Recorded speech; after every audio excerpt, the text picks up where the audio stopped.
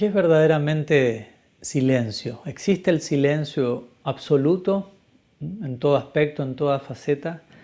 Muchos de nosotros buscamos circunstancias, atmósferas de silencio para apaciguar nuestro ser, para entrar en contacto con esferas más refinadas de experiencia. Existen retiros tales como Vipassana y otros en donde se propone días enteros de silencio.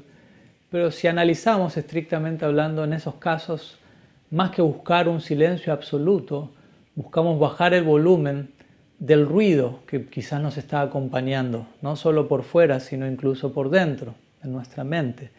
Buscamos apaciguar ese tipo de distorsiones sonoras para entrar en contacto con otro tipo de sonidos, con otro tipo de voces que nos indiquen, que nos hablen acerca de otra manera de concebir la realidad.